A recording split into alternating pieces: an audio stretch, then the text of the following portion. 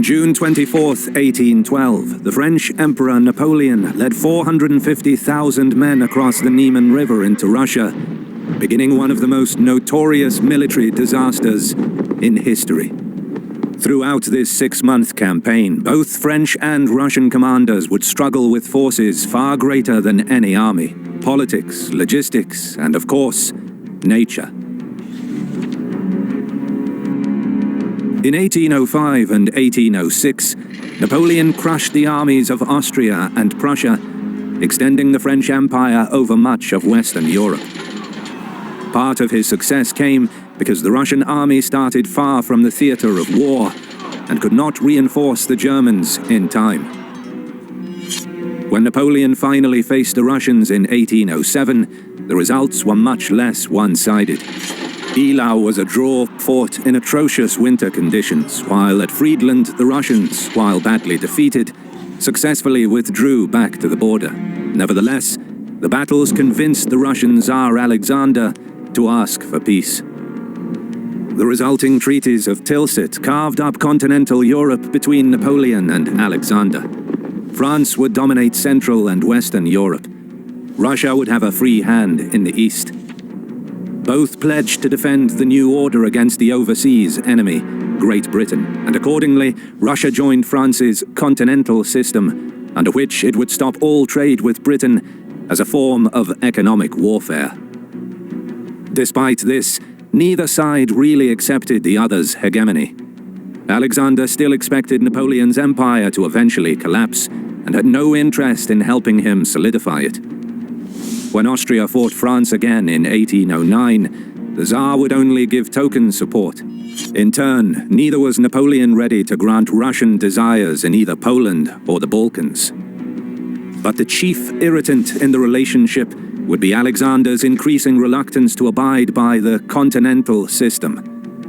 As Britain was Russia's chief export market, the Tsar's embargo had done considerable damage to his own economy, which only added to the anti-Napoleonic sentiment amongst the Russian aristocracy. In late 1810, Alexander finally gave in and resumed trade with Britain under quote-unquote neutral shipping. Napoleon's response was to begin preparing for war, and when this failed to deter Alexander, finally committing to it in mid-1811, the stage was set for the Emperor's greatest challenge yet.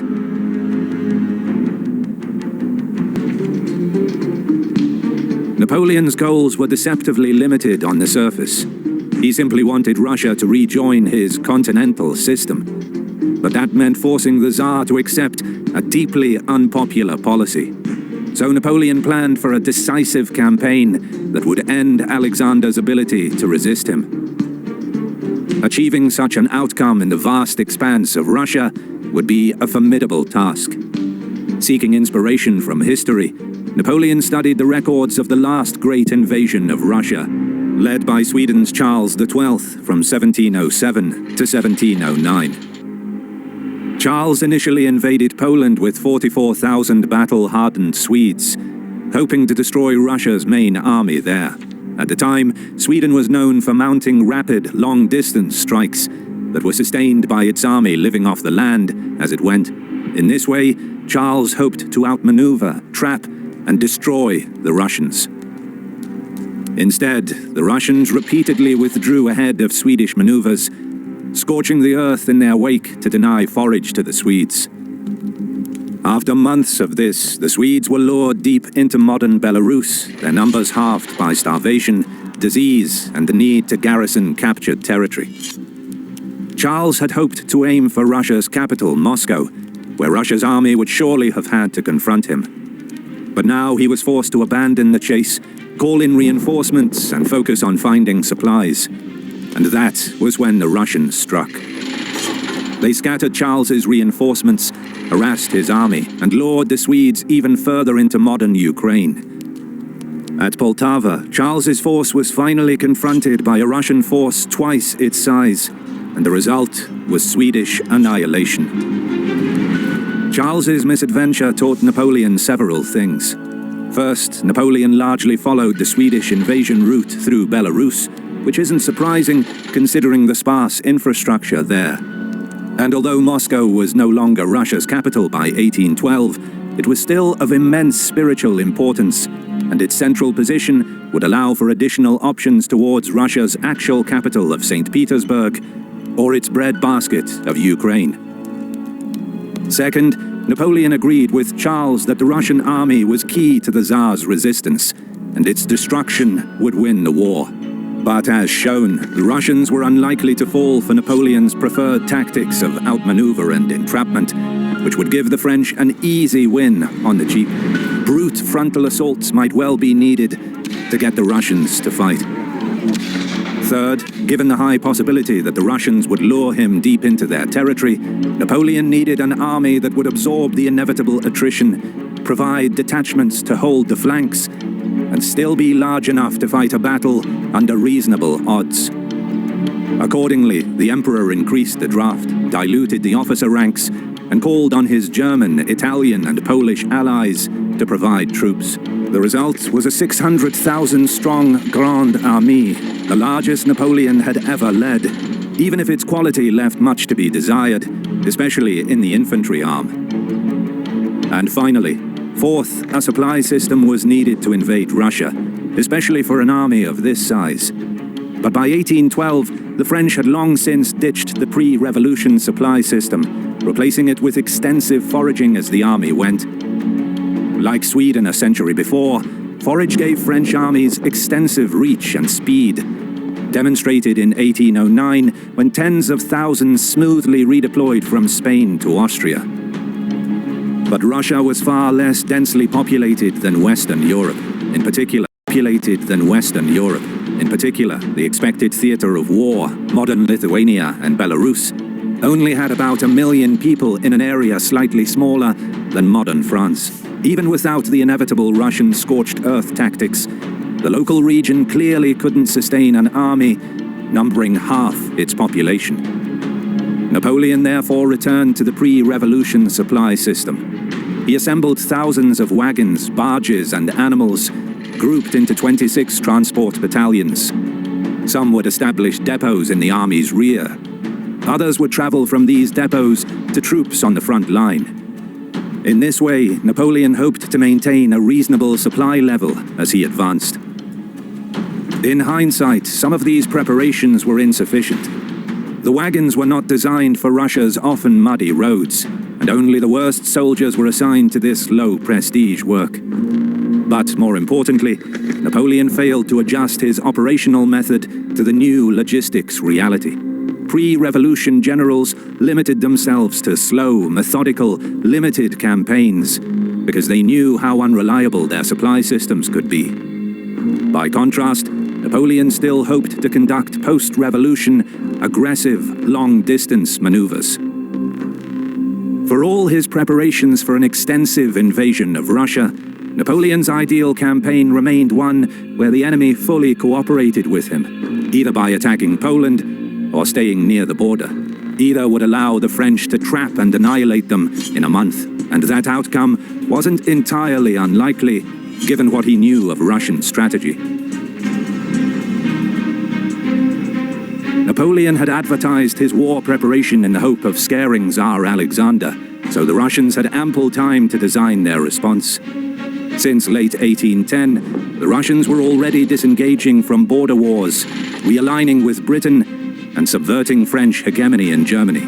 These initiatives bore fruit just before the invasion, as Russia made peace with Turkey, allied with Sweden and Britain, and got Austria to limit its contribution to the upcoming war. Reforms since 1805 had increased the effectiveness of Russian artillery and infantry, while its light and irregular Cossack cavalry were already the best in Europe. Mobilization efforts by 1812 yielded a 600,000-man army, including reserves, backed up by 1 million militia of varying quality. But the Russians lacked trained engineers to support a defense, and were further hampered by an inefficient command system, ridden by mutual suspicion, not just between the generals, but also between them and the Tsar. There were also broader constraints on Russian strategy. Russia's economy was in terrible shape, which the continental system only exacerbated. It could only get by through printing money, which caused its currency to depreciate by half over a decade. Even accounting for British subsidies and the low cost of Russian soldiers, the country couldn't maintain extensive mobilization for long. Added to this was the weak political position of Tsar Alexander.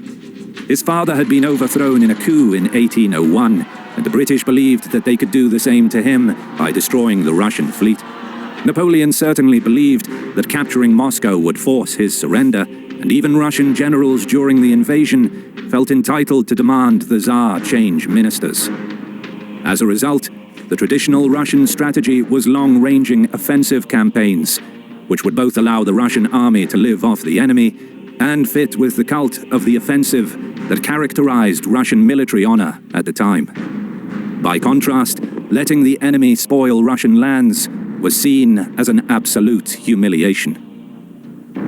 Up until 1812, Russia thought of striking the French in Poland first, with the help of a defecting Prussia. But as the true scale of Napoleon's army became known, though as a state secret it was known only to the Tsar, his war minister de Tolly, and their staff, it became clear that such an attack would play into Napoleon's hands. The emperor wanted a quick, decisive campaign. Everybody else, Prussian defectors, anti-Napoleon spies, and de Tolly, urged the Tsar to put up an extended defense. De Tolly drew up a strategy for Russian armies to withdraw past Belarus and Lithuania. They would take up new positions at forts before the borders of Russia proper, marked by the upper reaches of the Dvina and Dnieper rivers. The Grande Armée would be forced to march across and lay siege within poorly supplied territory, bleeding it dry and opening the way for a Russian counter-offensive. Until that point, nobody was to fight Napoleon and run the risk of destruction. This strategy was politically risky. Both de Tolly and the Tsar were already under suspicion for their prior alignment with France, Napoleonic-style reforms, and extensive use of ethnic non-Russians. So as war loomed, the Tsar began to emphasize his Russian credentials. Letting Napoleon march to Russia itself was one part of this. Alexander also replaced reformers with Russian conservatives and made emotional pleas to the church and nobility. His efforts worked. While many aristocrats remained wary of the Tsar's government, they enthusiastically teamed up with Russian merchants to donate money, goods, and serfs to the war effort, eager to defend the motherland against whom the Orthodox Church deemed an antichrist. Even then, significant risks remained. Russian generals could still place military honor before de Tolly's strategy.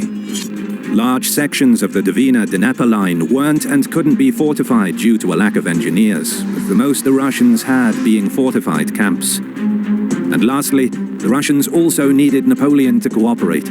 Should the emperor limit his appetite to merely advancing the borders of his Polish ally, then the Tsar would have simply given away territory for nothing. Here, the Russians could only hope that Napoleon's ambition would override his military sense. Even as the French gathered in East Prussia and Poland, they were already in logistical trouble. Wishing to preserve his rations and extend his campaign time, Napoleon had told the army to forage until the invasion began. But there wasn't enough to feed 600,000 men. And soon, dysentery and typhus outbreaks further added to the soldiers' misery. Nevertheless, by June 1812, Napoleon's Grande Armée had formed into three main groups. The Central Army, about 450,000 strong, a mostly Prussian corps guarding its northern flank, and a mostly Austrian corps further to the south. On the other side, the Russians were still repositioning their armies. Against France's northern corps stood the fortress of Riga, soon to be reinforced by the army of Finland, now freed from observing Sweden. Against the southern corps was the newly formed Third Army in western Ukraine, soon to be reinforced by the Danube Army, returning from the Turkish War.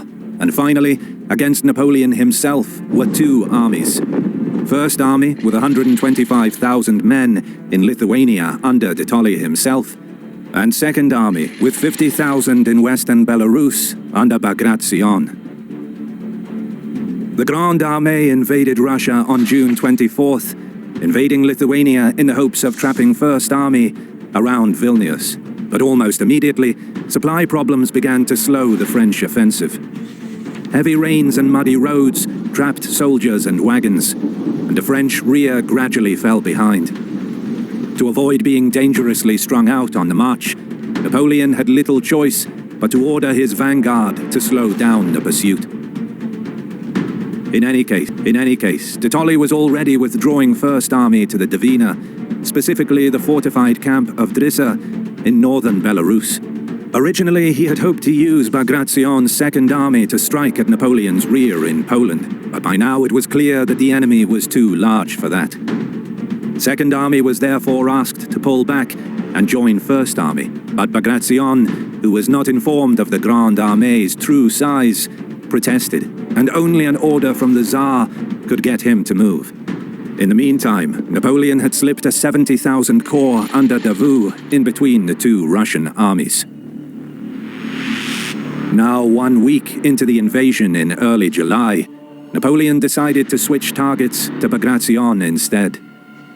He ordered the corps directly facing Bagration, led by his brother Jerome, to pin Second Army down, while Davout maneuvered into its rear.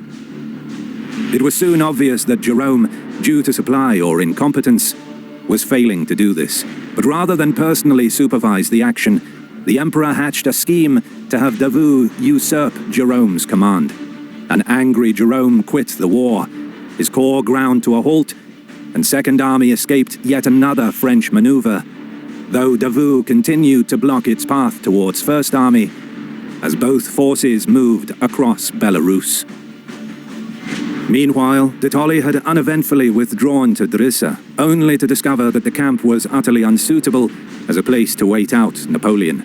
By mid-July, de Tolly decided to withdraw again, just in time to foil Napoleon's latest maneuver to entrap First Army. The Russians proceeded to Vitebsk in northeast Belarus, with the French shadowing them from the other side of the Dvina. The city basically marked the limit of de Tolly's Dvina-Dnieper line, and so at the end of July, First Army turned to make a stand here, hoping that Second Army would finally be able to join them. This was the decisive battle that Napoleon had been waiting for, and accordingly, his vanguard began skirmishing with the Russians as the Emperor brought up the rest of the army for action. It was not to be. Frustratingly, this time Napoleon was undone by Davout's actions further south, which had again blocked Bagration from moving north. As soon as de Tolly heard this, First Army immediately resumed its withdrawal to Smolensk on the Russian border. By now, the French had crossed the entirety of Lithuania and Belarus without much result, so the Emperor called a halt to operations in order to rest, reorganize, and take stock of events. If you stayed around this far, thank you for watching. Don't forget to subscribe and leave a comment as a sacrifice to the algorithm.